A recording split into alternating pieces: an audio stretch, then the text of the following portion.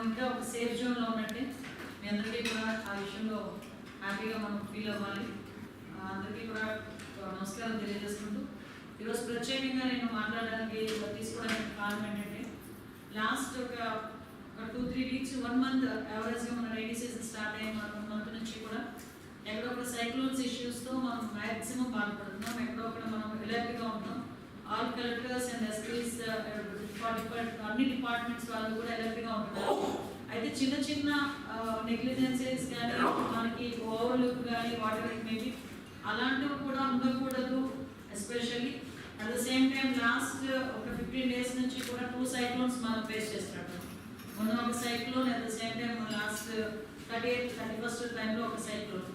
ఈ 2 సైక్లోన్లు మనం ఫేస్ చేసాము. అట్ ద సేమ్ టైం మనం కూడా కొంచెం అలర్ట్గా ఉండాలనే ఉద్దేశంతోనే మీకు ఒకసారి ఇప్పుడు వీసీ కూడా తీసుకోవడం జరిగింది. ఎస్పెషల్లీ మన 7th and 8th జరిగిన రెయిన్ఫాల్ విషయంలో కొంచెం మేము కూడా అలర్ట్ అయ్యాము. అట్ ద సేమ్ టైం మనకి సీఎం గారు కూడా అర్జెంట్గా నన్ను కూడా ఇక్కడ విశాఖపట్నం ఉత్తరాంధ్ర జిల్లాలో ఒకసారి చూసుకోమని చెప్పి కూడా పంపించడం జరిగింది.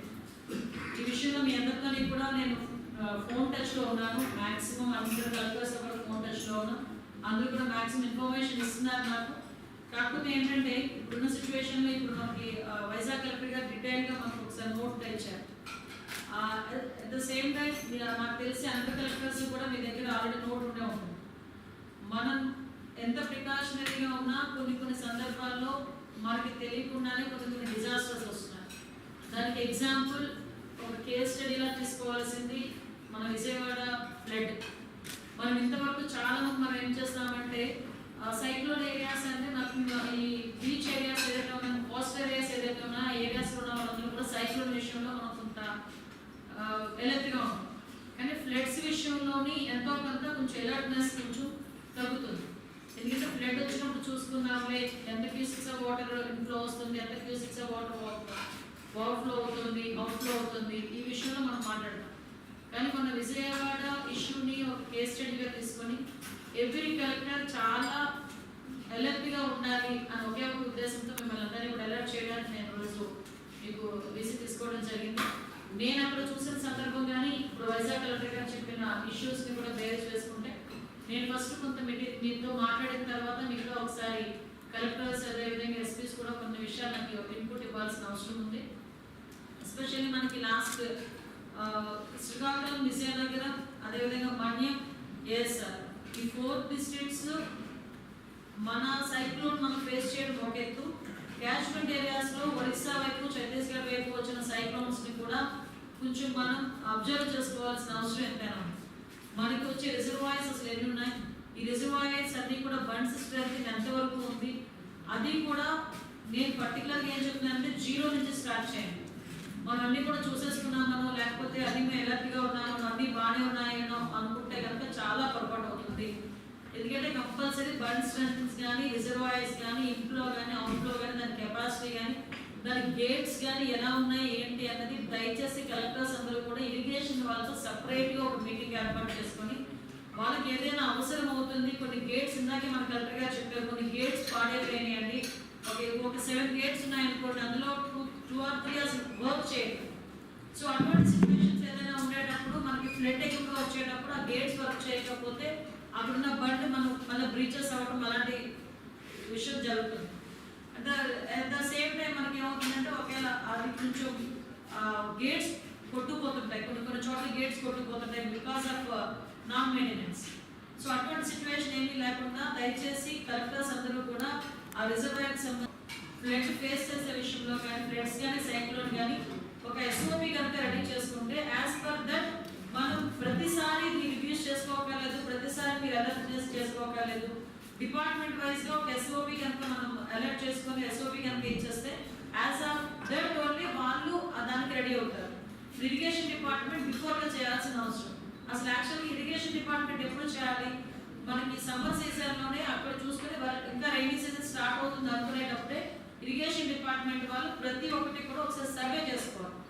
ప్రతిసారి సర్వే చేసుకునేటట్టుగా చూసుకోవాల్సిన బాధ్యత కూడా కలెక్టర్స్ తీసుకోవాల్సిందిగా మిమ్మల్ని రిక్వెస్ట్ చేసిన.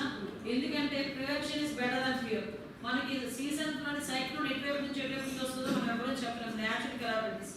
ఆ వచ్చిన తర్వాత బండ్స్ స్ట్రెంగ్ అప్పటికప్పుడు ఇసుక బస్తాలు వేసుకోవటమా, లేకపోతే అక్కడ కూర్చొని జనాలందరూ కూర్చొని ఆ వర్షంలో దానికి కాపలా కాయటమా, ఇవన్నీ పక్కన పెట్టి ముందు ఇమీడియట్ గా మనం మాత్రం మరి అవన్నీ కూడా బండ్స్ స్ట్రెంగ్ చేసుకోవాలి, గేట్స్ స్ట్రెంగ్ చేసుకోవాలి.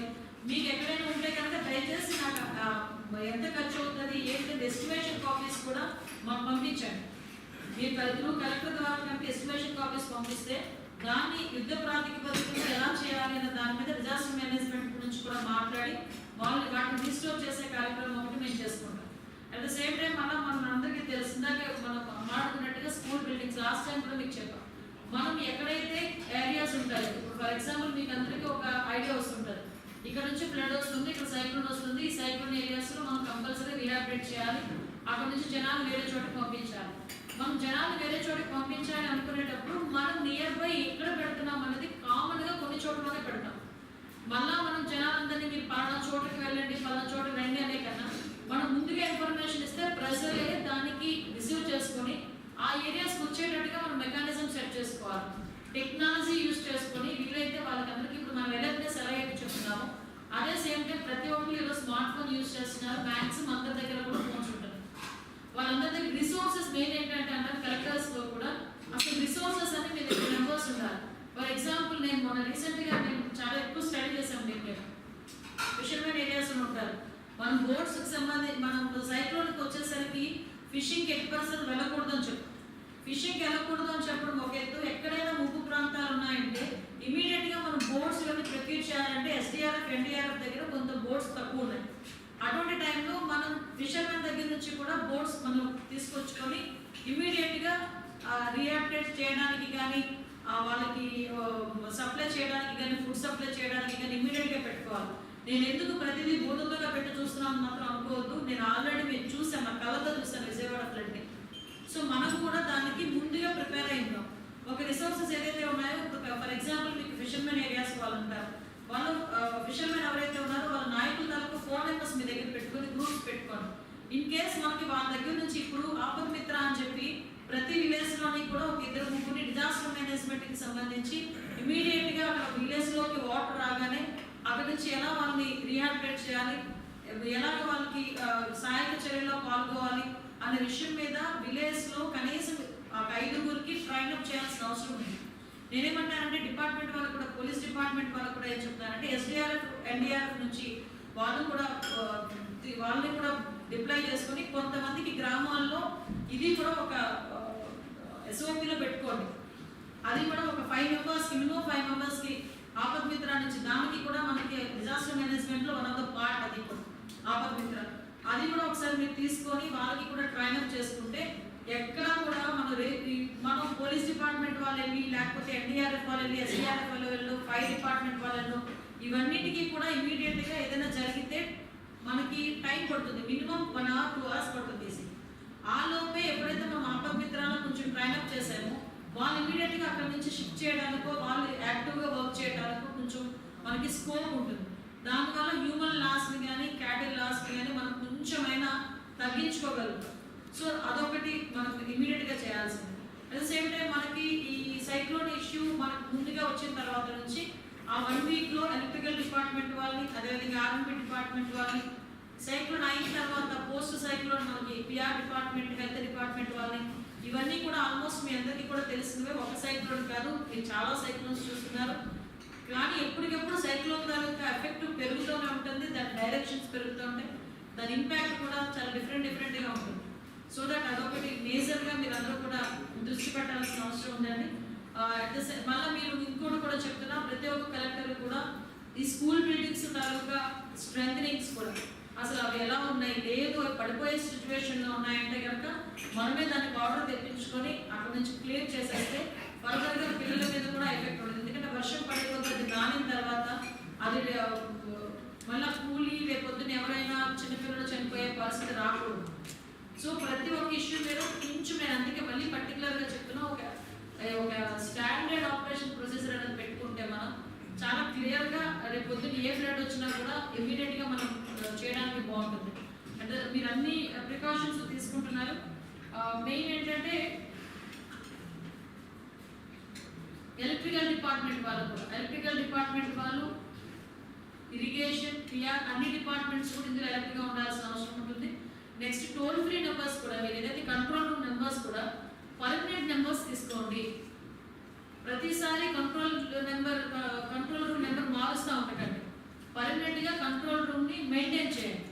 ప్రతి జిల్లాలోని అదేవిధంగా మండల్ హెడ్ క్వార్టర్స్లో కూడా కంట్రోల్ రూమ్ని ప్రతిరోజు ప్రతిసారి కూడా మీరు మెయింటైన్ చేయండి. ఒకే నెంబర్ని మెయింటైన్ చేయండి. దానివలన పబ్లిక్కి అలవాటు అవుతుంది ఆ నెంబర్.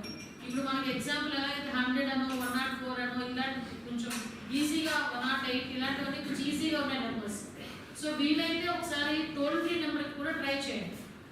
ప్రతి ఒక్క హెడ్ క్వార్టర్స్లో కూడా ఒక టోల్ ఫ్రీ నెంబర్, ఈవెన్లో కలెక్టరేట్లో ఒక టోల్ ఫ్రీ నెంబర్ పెట్టుకుని మిగతా అన్ని చోట్ల మండల హెడ్ క్వార్టర్స్లోనైనా కొంచెం ఇమీడియట్గా ఒకే నెంబర్ని మెయింటైన్ చేసినట్టుగా ఉంటే కనుక ప్రజలకి కూడా తొందరగా వాళ్ళకి రీచ్ అవుతుంది. లేకపోతే సిచ్యువేషన్ వాళ్ళు ఫేస్ చేసే టైంకి ఎక్కడ ఫోన్ చేయాలో ఎవరిని అడగాలో తెలియక మళ్ళీ మనం ఏదో కంట్రోల్ రూమ్ ఏర్పాటు చేసుకుని మళ్ళీ టోల్ ఫ్రీ నెంబర్ ఇచ్చినంత వరకు, కంట్రోల్ రూమ్ నెంబర్ ఇచ్చినంత వరకు అది వెయిట్ చేయదు. మిగతా సిస్టమ్స్ వేరు, నేషనల్ కలాబరేటివ్స్తో వేరు.